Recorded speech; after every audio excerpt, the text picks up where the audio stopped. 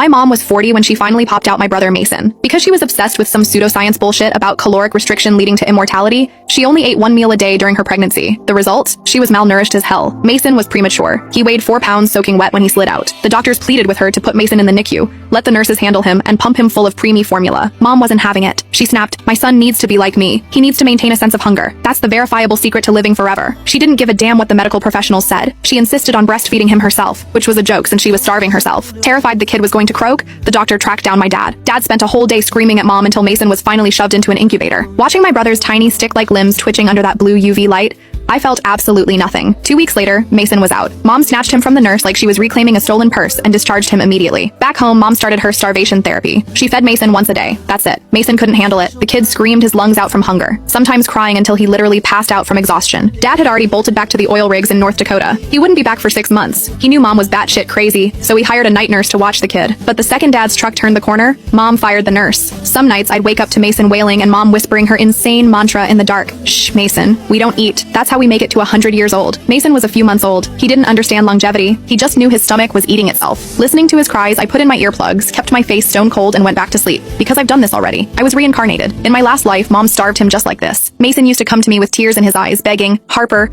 please, my tummy hurts." I was weak. My heart broke for him. I used to sneak him snacks constantly. Later, when he got sick, he blamed me. He said I ruined his longevity. When my asthma flared up, he hid my inhaler and watched me suffocate. This time, I'm not messing with his destiny. Thanks to Mom's starvation regime, by the time Mason was 1, he weighed 16 pounds. He looked like a shriveled alien compared to the other toddlers. The suburban moms in our gated community would gather at the park to humble brag about their kids. My mom would puff out her chest and say, "My Mason is such an angel. He never cries, never fusses. He just eats his one meal and sleeps." The other moms looked at her with envy, praising her for birthing such a chill baby. Only I knew the truth. Mason didn't cry because he learned early on that screaming didn't produce milk, so he saved his energy. He slept all day because his body was literally shutting down to conserve calories. Dad tried to argue with Mom at first during his brief visits, but seeing that the kid wasn't dead yet, he stopped caring. I was attending college locally. Every time I came home, Mom would nag me to join her starvation cult. Sick of her voice, I moved into the dorms and stayed there. I worked double shifts during breaks just to avoid that house. 3 years later, it was time for Mason to start preschool. He was stunted, short, slow, lethargic. The school realized he couldn't keep up and suggested putting him in the toddler room. He fit right in with the 2-year-olds. You couldn't even tell the difference. Mom told the teacher strictly, "Mason only requires 1 meal a day." The teacher thought she was joking or that Mason just had a small appetite. Being a decent human being, the teacher fed all the kids breakfast and lunch. She was shocked to see Mason attack the food like a feral animal, licking the plate clean every time. First week of school, the teacher posted a video in the parent group chat of Mason eating, captioning it, "Mason is such a good eater." Mom saw that notification and went nuclear. She didn't even change out of her house slippers. She drove straight to the principal's office. When the teacher tried to explain basic biology, Mom started shrieking about how they were poisoning him with calories. She demanded the teacher be fired. The principal, realizing Mom was unhinged, refused to fire the teacher and instead suggested Mason find another school. Mom dragged Mason out of there, cursing them all to hell.